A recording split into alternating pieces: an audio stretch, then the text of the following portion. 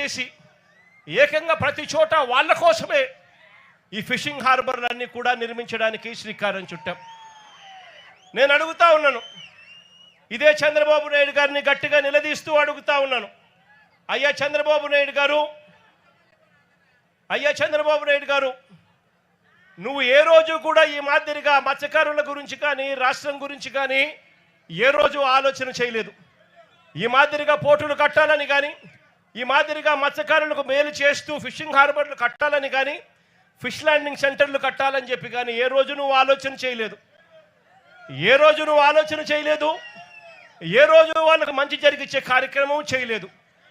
చివరకు నువ్వు ఎలాగూ చేయలేకపోతివి, కనీసం జగన్ చేసిన పని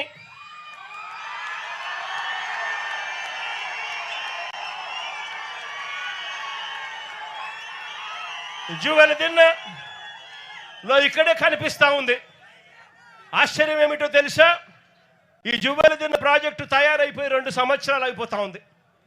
ఈ 2 సంవత్సరాలలో నేను మార్చి 12వ తారీఖున 2024లో జాతికి అంకితం చేస్తే ప్రధానమంత్రి మోడీ గారు ఇదే ప్రాజెక్టును మళ్ళీ ఆగస్టు 2024లోనే జాతికి అంకితం చేశారు. నేను అడుగుతా ఉన్నా, మరి జాతికి అంకితం చేసి దాదాపుగా 2 సంవత్సరాలు దాటుతా ఉంది. ప్రధానమంత్రి గారు కూడా జాతికి అంకితం చేసి దాదాపుగా 1.5 సంవత్సరం పైగానే దాటుతుంది.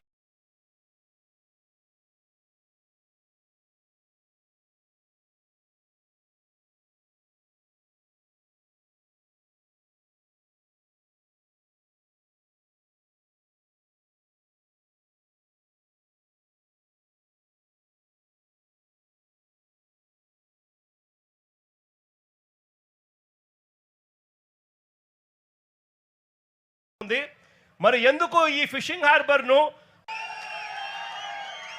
హార్బర్ ప్రణాళిక చేయడం జరిగింది?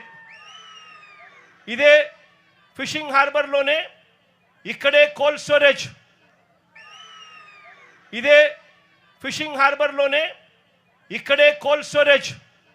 కోల్డ్ స్టోరేజ్ ప్లాంట్లు, drying platforms, chill rooms, ice manufacturing plants, ఇవే కాకుండా బోట్ రిపేర్ వర్క్షాపులు, నెట్ మెండింగ్ మెషిన్లు, ఇవన్నీ కూడా సదుపాయాలన్నీ కూడా ఇక్కడే ఇదే జువెలదిన్న ఇదే ఫిషింగ్ హార్బర్లోనే ఇవన్నీ అందుబాటులోకి ఉన్నాయి. ఇవన్నీ ప్రతి ఫిషింగ్ హార్బర్లోనూ కూడా ఇవన్నీ అందుబాటులోకి వస్తాయి. ఇక్కడ దాదాపుగా 41,000 టన్నుల మత్స్య సంపద.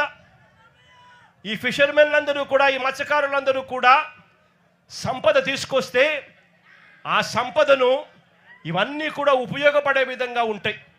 ఇక్కడ మత్స్యకారు అక్క చెల్లెమ్మలకు కూడా మంచి జరిగించే విధంగా ఆ అక్క చెల్లెమ్మలలో ప్యాకింగ్లోను, వాల్యూ యాడిషన్లోను, మార్కెటింగ్లోను, ఫుడ్ స్టాల్స్లోను వీళ్ళందరికీ కూడా పని దొరుకుతుంది. ఈ రకంగా ఒక ప్రణాళిక చేసి, ఈ ప్రణాళిక ఒకటే కాదు, ఇక్కడే ఇదే జువ్వలదిన్నలోనే ఏకంగా 1250 మెకనైజ్డ్ మోటరైజ్డ్ బోట్లను ప్రతి మత్స్యకారుడు హక్కుగా పొందాలి అనే ఆరాటంతో అప్పట్లోనే మా ప్రభుత్వంలోనే ఈ 1250 మెకనైజ్డ్ మోటరైజ్డ్ బోట్ల కోసం ఒక్కొక్క బోటుకు 12 మందిని నుంచి 15 మందిని ఒక్కొక్క బోటుకు ఫిషర్మెన్ అందరినీ కూడా గ్రూప్ చేయండి. ఒక్కొక్క బోటుకు 12 మంది ఫిషర్మెన్లు ఓనర్లు అవుతారు. వాళ్ళు కేవలం 10% కట్టుకుంటే చాలు. 50% రాష్ట్ర ప్రభుత్వం, 40% రాష్ట్ర ప్రభుత్వం గ్రాంట్గా ఇస్తుంది, 50% లోన్గా సమకూరుస్తుంది. ఈ ఆదాయం అంతా కూడా ప్రతి మత్స్యకారుడు కూడా చెందాలి, మత్స్యకారుల జీవితాలు బాగుపడాలని చెప్పి అప్పట్లోనే అడుగులు కూడా పడ్డాయి. నేను అడుగుతా ఉన్న చంద్రబాబు నాయుడు గారు, ఇదే వైఎస్ఆర్సీపీ ప్రభుత్వం కన్నా వచ్చి ఉండింటే ఈ 1250 బోట్లు కూడా ఈ జువ్వలదిన్నలో ఈ మత్స్యకారులందరికీ కూడా ఈ పాటికి అందుండేటివి. వాళ్ళు కేవలం 10% పెట్టుంటే చాలు, మిగిలిన 90% రాష్ట్ర ప్రభుత్వము బ్యాంకు లోన్ల ద్వారా వాళ్ళకు వచ్చేటి. ఒక్కొక్క బోటుకు 12 మంది ఓనర్లు అయి ఉండేవాళ్ళు. అంటే 1250 బోట్లకు దాదాపుగా 20,000 మంది దగ్గర మత్స్యకారులు ఓనర్లుగా మెకనైజ్డ్ మోటరైజ్డ్ బోట్లుగా ఉండేవాళ్ళు.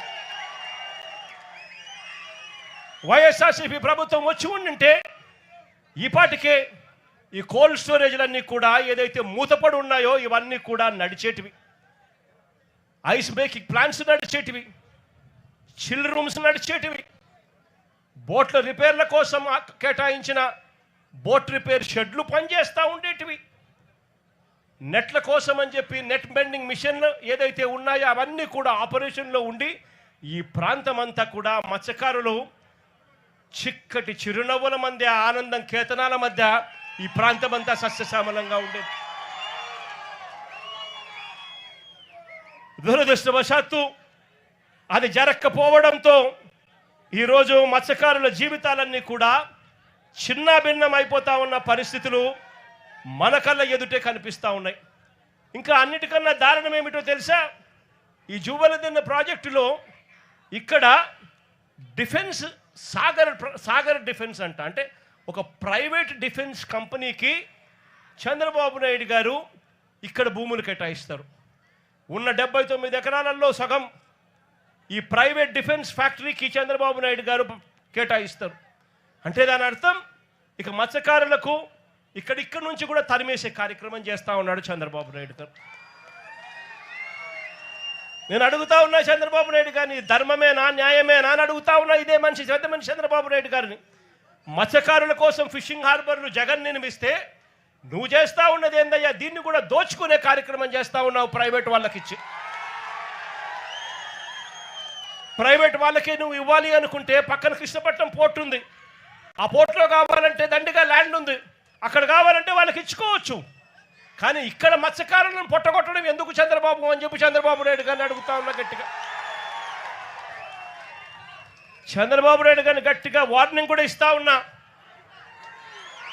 కళ్ళు మూసి తెరిచేసరికే మరో 3 ఏళ్ళు అయిపోతుంది. వచ్చేది వైఎస్ఆర్సీపీ ప్రభుత్వమే.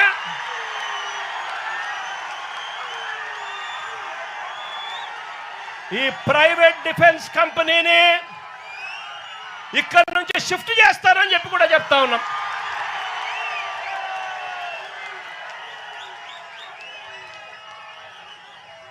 ఇక్కడ ఫిషింగ్ హార్బర్ ఇక్కడే కాదు, రాష్ట్రంలో కడతా ఉన్న 10 ఫిషింగ్ హార్బర్లు అన్నీ కూడా మత్స్యకారుల సొత్తు అని చెప్పి కూడా ఈ సందర్భంగా కూడా చెప్తా ఉన్నా. దీన్ని ఎవ్వరూ కూడా వాళ్ళ దగ్గర నుంచి తీసేయలేరు. చంద్రబాబు కాదు కదా, వాళ్ళ తాత కూడా తీసేయలేదని చెప్తా ఉన్నా నేను.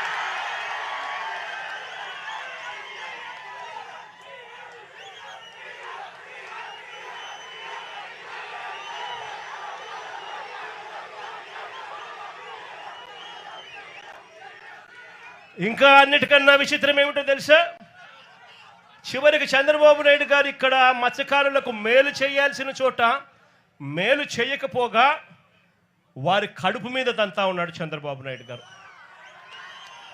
ఇక్కడే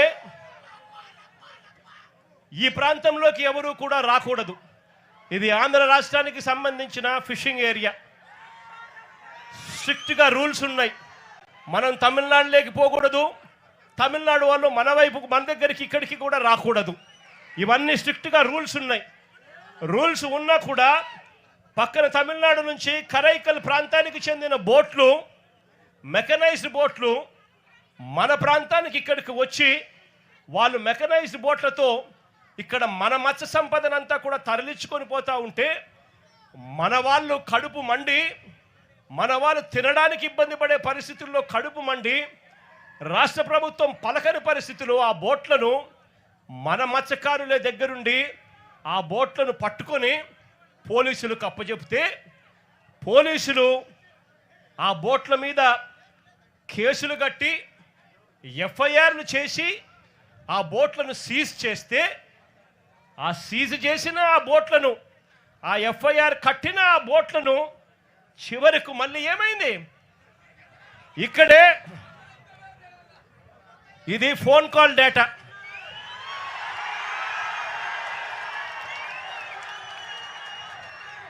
బీదా సోదరులు